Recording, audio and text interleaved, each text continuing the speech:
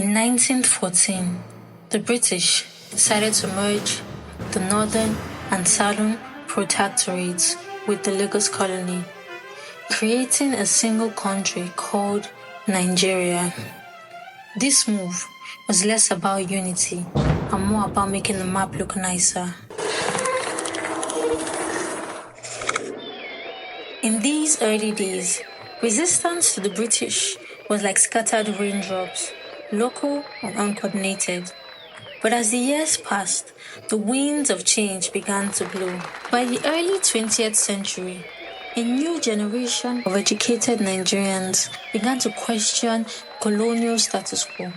Among them was Herbert Macaulay, who would come to be known as the father of Nigerian nationalism. He and others began to push for a greater political representation and the end of the British domination. The political scene in Nigeria became a place of vibrant ideas and parties. By the mid-20th century, several political parties had emerged, each representing different regions and ethnic groups. There was the Nigerian National Democratic Party, NNDP, the National Council of Nigeria and the Cameroons, NCNC, led by Nnamdi Azikiwe, the Action Group, AG, led by Obafemi Awolowo, the Northern People's Congress, NPC, led by Ahmadu Bello. These parties became engines driving the nationalist train towards independence. Meanwhile, the British were not passive observers. They began to implement a series of constitutional reforms, like stepping stones across a river. There was the Richards Constitution of 1946, the Macpherson's Constitution of 1951, the Lilliton's Constitution of 1954, all of which gradually increased Nigerians' participation in governance. The 1954 Constitution was particularly significant as it established a federal system that granted significant autonomy to the region.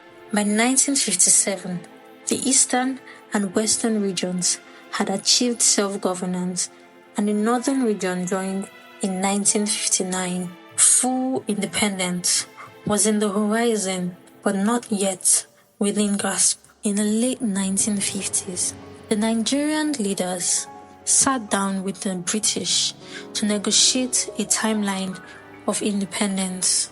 These discussions were influenced by the global wave of decolonization and the increasing demand of self-rule in Nigeria. It was a high-stakes poker game, with both sides carefully weighing their cards. Finally, the day came. On October 1st, 1960, Nigeria was officially granted independence. The celebrations were nothing short of epic.